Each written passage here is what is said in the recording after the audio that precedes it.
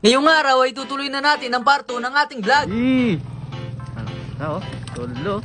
Unang hulog pa lang ng ating lambat, marami na agad nakuha mga soy. Unang tingin ko nga ay nagmistula itong Christmas tree sa sobrang dami na nahuli. Christmas tree yan.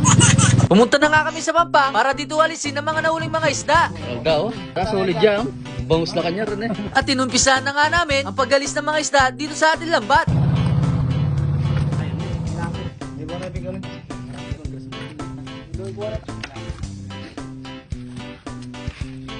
Ito na yung mga naalis natin mga isda, mga soy. Yung mga nahuli natin ay puro mga grass, bidbid, sapsap at mga gloria.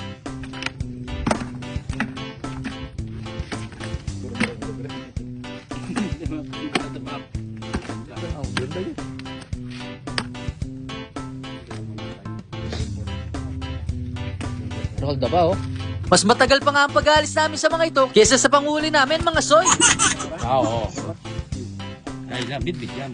Sapsap na rin. Napagod nga ang mga bida, kaya pinainom muna kami ng juice sa bahay na pinuntahan namin. Shoutout po sa inyo, maraming salamat po sa juice. At pagkatapos nga namin magpahinga, ay manghuli ulit kami ng mga isda, mga soy. Dahil nainganyo kami sa unang hulog namin, target nga namin, makahuli kami ng malaking grass. At gagawin namin itong Shanghai. Flying fish. Flying fish Ano kaya malo?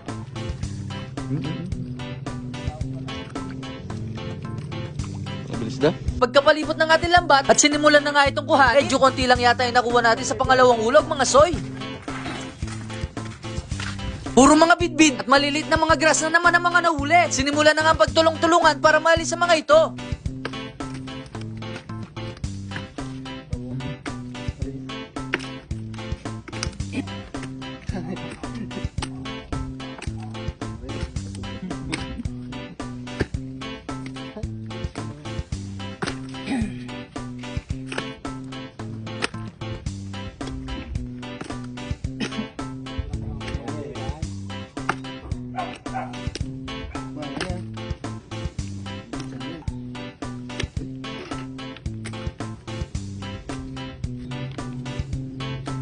At malapit na nga mapuno ang balde sa sobrang dami na nahuli natin mga soy. Agisan tala kaya rin mga soy.